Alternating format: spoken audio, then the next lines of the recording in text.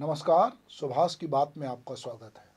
दरअसल हम बात कर रहे हैं कि जो छत्तीसगढ़ है, इस पर पिछले 20-25 सालों से एक दाग लगा था।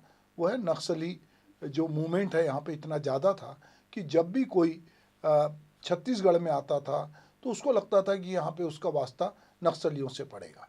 पर इधर लगातार नक्सली वारदातों में कमी आई है और केंद्र सरकार और राज्य सरकार मिलकर नक्सलवाद को खत्म करने के लिए उन्होंने बीड़ा उठाया और केंद्रीय गृह मंत्री ने कहा कि वो मार्च 2026 तक जो है नक्सलवाद खत्म करेंगे। इस दिशा में सरकार ने एक बड़ा फैसला लिया है। विष्णुदेव साय की सरकार, जिसके 2 साल पूरे होने जा रहे हैं, उस सरकार ने ये फैसला लिया है कि ऐसे नक्सली जिन्होंने आत्मसमर्पण किया है और जिन पर और किसी प्रकार की गलत आचरण का नहीं है, उनके प्रकरण वापस लिए जाएंगे और जन विश्वास विधेयक का जो पार्ट 2 है उसको लाया जाएगा। तो हम ये देख रहे हैं कि सरकार के तो 2 साल हो रहे हैं, पर इधर पिछले 2 साल में बस्तर की जो फिजा है वो बदली है।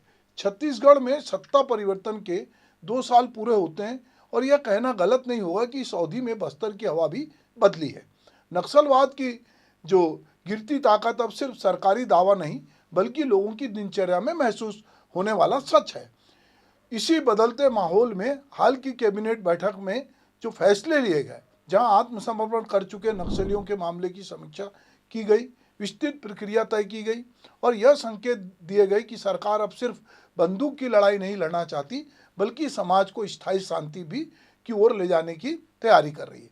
4000 से अधिक नक्सलियों का आत्मसमर्पण और उसके बाद अदालतों के चक्कर से मुक्त करके उन्हें सामान्य जीवन जीने देने का रास्ता अब एक बड़े बदलाव की ओर इशारा करता है। सरकार ने प्रक्रिया में कई परतों में जो है प्रक्रिया को बांटा है ताकि कोई भी निर्णय मनमाने ढंग से ना हो। जिला स्तर की प्रारंभिक स्क्रीनिंग, पुलिस मुख्यालय और विधि विभाग की संयुक्त जांच, मंत्रिमंडलीय उपसमिति की अंतिम छटनी और जहां केंद्रीय कानून लागू है वहां केंद्र की अनुमति। लेकिन इस पूरी प्रक्रिया की संवेदनशीलता वहीं से समझ में आती है जहां सरकार खुलकर मानती है कि बड़ी संख्या परिस्थितियों के दबाव, धमकी, भ्रम या संगठन के भीतर मजबूरी के में रहने वाली है। ऐसे मामलों में तकनीकी कमजोर और परिस्थितिजन आरोप से मुक्ति देकर उन्हें जिंदगी का नया रास्ता देना ही संघर्ष को समाप्त करने का सबसे मानवीय तरीका है। अब हमको रुककर यहाँ ये समझना पड़ेगा कि बस्तर में या जहाँ भी नक्सलवाद है, एक तरफ पुलिस का दबाव होता था, दूसरी तरफ नक्सलियों का। ऐसे में खास करके जनजाति जो लोग हैं, जो आदिवासी लोग हैं, जो जंगल में रहते हैं, उनकी दुविधा थी कि एक तरफ नाला है, एक तरफ कुआं है, एक तरफ खाई है। अब वो ऐसे में किसकी तरफ जाएं, किसको बोलें। अगर वो नक्सलियों की बात नहीं मानते तो उनका वहाँ जीवन खतरे में, पुलिस को लगता है कि नक्सलियों से मिले हैं, तो दोनों तरफ से उनका जीवन दुविधा में था। तो कई बार वो संगम सदस्य बनते थे, कई बार उनके कैरियर बनते थे और नहीं चाहते हुए उनका कोई विश्वास नक्सली हिंसा में नहीं है क्योंकि उनके अपने लोग मारे जाते थे, बावजूद उनके वो उनके साथ होते थे और पुलिस उन पर कार्रवाई करती थी। ऐसे बहुत सारे लोग, जब अभी आत्मसमर्पण हुआ है और लोग जिस तरह से बाहर आ रहे हैं, जिस तरह से कहानियाँ आ रही हैं, उससे पता चलता है कि ये जो लोग जेलों में बंद हैं या जिन पे कई तरह के अपराध हुए हैं या जिन्होंने सरेंडर किया है, वो उस तरह से नक्सलवाद के समर्थक नहीं थे जिस तरह के कि उनको अब गंभीर मामलों में उनको फंसाया गया है या उन पर कार्रवाई हो रही है। तब यहाँ सरकार का रवैया उदार है और वो पीड़ितों का जो है उनके प्रति वो न्याय देना चाहती है। यहाँ पे कोई जल्दबाजी नहीं है और ना कोई राजनीतिक बात हो रही है। यहाँ एक पूरी प्रक्रिया है और एक संतुलन के साथ बस्तर की शांति व्यवस्था कैसे कायम हो, उसमें सुरक्षात्मक सफलता का प्रश्न नहीं बल्कि न्याय और सुलह के बीच सूक्ष्म तालमेल बिठाने का ये मामला है। लेकिन इस पूरी प्रक्रिया के बीच राज्य की राजनीति का अपना दबाव और अपना हिसाब किताब भी चलता रहेगा। भाजपा जिस सुशासन और मोदी की गारंटी के नारे के साथ सत्ता में आई थी, उसमें जन विश्वास की कसौटी सिर्फ नक्सलवाद की गिरावट तक सीमित नहीं रहती। यहाँ एक सवाल लोगों के बीच में आएगा जब 2 साल की उपलब्धियों की बात होगी कि ठीक है, आपने नक्सल मोर्चे पे तो सफलता हासिल की, पर शराबबंदी का क्या हुआ? ये भी लोग सवाल करेंगे क्योंकि जब कांग्रेस ने शराब बिक्री कर रही थी तो उस समय भाजपा ने एक बड़ा आंदोलन किया था। अब ये सवाल भी सरकार से पूछा जाएगा कि आप इस दिशा में क्या कर रहे हैं।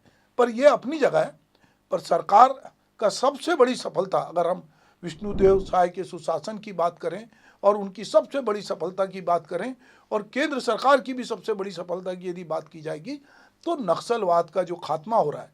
ठीक है, कोई विचार आसानी से नहीं मरता है, पर धीरे धीरे जिस तरह से बड़े बड़े नक्सली नेता जो है वो सरेंडर कर रहे हैं, पूरा आंदोलन टूट रहा है और लोग रोज अलग अलग जगह मुठभेड़ में मारे जा रहे हैं या सरेंडर कर रहे हैं, तो ये कहीं ना कहीं ये बताता है कि छत्तीसगढ़ में और आसपास के सराउंडिंग राज्य में जो है केंद्र सरकार और राज्य सरकारें मिलके जो है वो नक्सलवाद को, जिस तरह से पश्चिम बंगाल के नक्सलवाड़ी से नक्सलवाद शुरू हुआ था और बाद में वहाँ उसको ख़त्म किया गया, पर वो अन्य राज्यों में फैला, तो अब छत्तीसगढ़ में केवल 3 जिले बच गए हैं, बाकी जिले इससे मुक्त हो गए। एक समय था कि छत्तीसगढ़ के आधे से ज़्यादा जिले इसकी गिरफ्त में थे, पर धीरे धीरे वो इससे मुक्त हुए और अब मध्य प्रदेश के भी जिले मुक्त होते जा रहे हैं। उड़ीसा में भी यही हाल है, महाराष्ट्र में भी यही हाल है। तो निश्चित रूप से तो प्रशासन ने पहल की है, शासन की मंशा है, इन सब के बावजूद यह भी सच है कि बस्तर का मनोविज्ञान बदल रहा है। नक्सल कैंपों के सिमटने, साप्ताहिक बाजारों की चहल पहल वापस आने, सड़क और स्कूल की उपलब्धता बढ़ने और मेडिकल सेवाओं के गांव-गांव तक पहुंचने से जो जमीन तैयार हुई है वह किसी भी राजनीतिक नारे से ज़्यादा मजबूत आधार पर खड़ी है। लेकिन स्थायी शांति के लिए जरूरी है कि जिन युवाओं ने हथियार छोड़े हैं उन्हें रोजगार, शिक्षा और सामाजिक स्वीकार्यता मिले, क्योंकि पुनर्वास की सफलता सिर्फ आदेशों और कैबिनेट के फैसले पे नहीं बल्कि समाज की सहमति और राज्य की जिम्मेदारी पे निर्भर करती है। सरकार आज जिस मोड़ पर खड़ी है वहाँ उपलब्धियाँ भी हैं और कुछ अधूरे काम भी हैं, और यही राजनीति का संतुलन भी है, जहाँ सत्ता का दावा और जनता का अनुभव दोनों एक साथ चलते हैं। राज्य ने 2 साल में बहुत कुछ बदला है, लेकिन जनता की नज़र में इस पर होगी कि अगले कदम कितने टिकाऊ, पारदर्शी और ईमानदार साबित होते हैं। पर यह हम कह सकते हैं कि विष्णुदेव साय की सरकार के 2 साल की यदि सबसे बड़ी उपलब्धि कोई मानी जाएगी तो यह है कि नक्सलवाद का धीरे धीरे खात्मा हो रहा है और बस्तर एक सामान्य आबो हवा में, एक नई फिजा में सांस ले रहा है। नक्सलवाद अपनी अंतिम सांसें गिर रहा है और नक्सलवाद दम तोड़ रहा है। नमस्कार।